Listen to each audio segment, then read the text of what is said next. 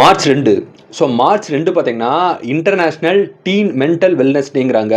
பொதுவாக டீனேஜில் பார்த்தீங்கன்னா நிறைய பேருக்கு வந்து இந்த ஸ்ட்ரெஸ் வந்து இருக்கும். எஜுகேஷன் பற்றின ஸ்ட்ரெஸ் ஆகட்டும், இந்த லவ் ஃபெயிலியர்ஸ் ஆகட்டும், இந்த மாதிரியான ஸ்ட்ரெஸ் வந்து டீனேஜ் பசங்களுக்கு வந்து அதிகமாக இருக்கும்.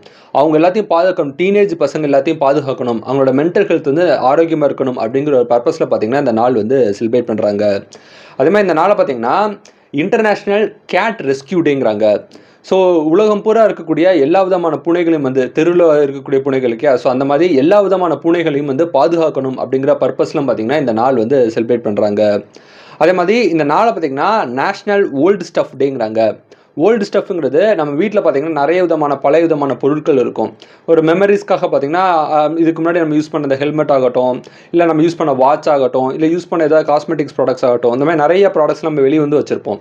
அந்த மாதிரி ஓல்டு ஸ்டஃப்ஸ் ப்ராடக்ட்ஸ் எல்லாம் கலெக்ட் பண்ணி அந்த மெமரிஸை கலெக்ட் பண்ணக்கூடிய ஒரு நாளான்னு சொல்லி இந்த நாளை வந்து சொல்கிறாங்க. இந்த நாளில் புதுசாக ஏதோ ஒரு பொருட்கள் வாங்குறதாகட்டும், இல்லை புதுசாக வேறு விஷயங்கள் செய்கிறதாகட்டும், அந்த மாதிரி விஷயங்கள்லாம் என்கரேஜ் பண்ணக்கூடிய நாளாக வந்து இந்த ஓல்டு ஸ்டஃப் டே இருக்குது. ஸோ இது போக உங்களுக்கு வேறு ஏதாவது டே தெரிஞ்சால் பண்ணுங்கள், வேறு ஏதாவது டே தெரிஞ்சால் கமெண்ட் பண்ணுங்கள். ஸோ இந்த நாள் இந்த உலகத்தில் யாரோ ஒருத்தருக்கு பிறந்த நாளாக இருக்கும். உங்களுக்கு பிறந்த நாளாக இருந்தால் உங்களுக்கு என்னோட இனிய பிறந்தநாள் வாழ்த்துக்கள். So happy birthday to you. Thank you.